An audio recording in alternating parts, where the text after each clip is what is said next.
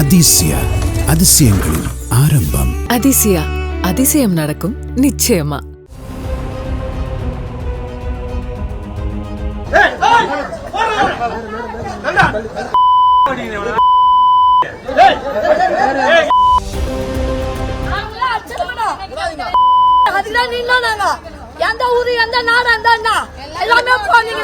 ஒரு சராசரி ஒரு மாடு கேஸ் கால ஓடுகிறீங்களா, பாத்ரூம் வந்துச்சு போலீஸ் கால ஓடுகிறீங்களா, உங்களுக்கு ஏன் அந்த மாதிரி இருக்குது?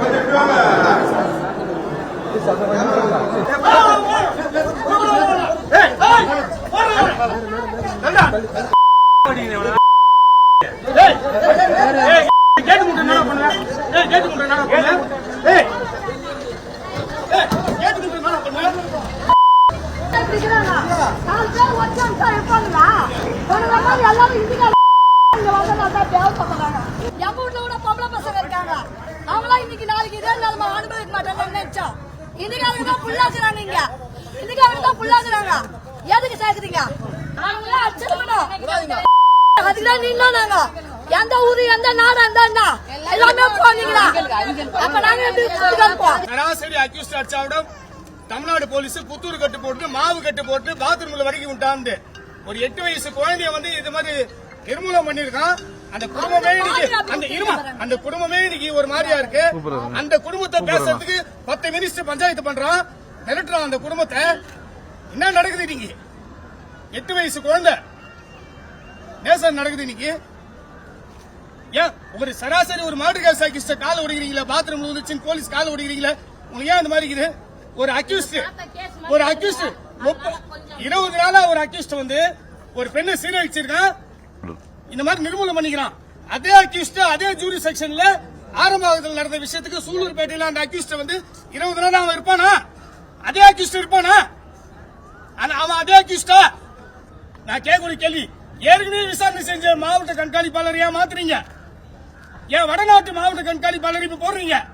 வடநாட்டை சேர்ந்தவன் ஒருத்தன் கற்பழிச்சுட்டு போறான், வடநாட்டை சேர்ந்த மாவட்ட கண்காணிப்பாளர் ஏன் மறுபடியும் போட்டு விசாரணை பண்றீங்க?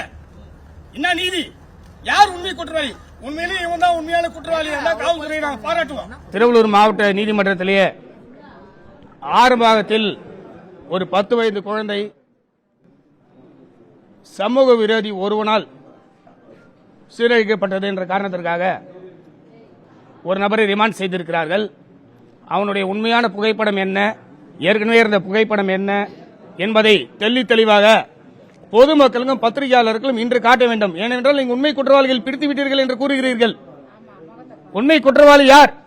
ஒரு உண்மையான குற்றத்தை செய்தவன் அதே ஜூரி செக்ஷனிலே 30 நாட்களாக 20 நாட்களாக திருந்து கொண்டிருப்பானா என்பது எங்கள் கேள்வி. ஏற்கனவே கடந்த வாரம் சந்தேகத்தின் பிடியில் ஒருவரை பிடித்தீர்கள். சென்னையிலே முகம் ஒத்துழைக்கவில்லை, முகம் சரியில்லை சொல்லி விட்டுவிட்டீர்கள்.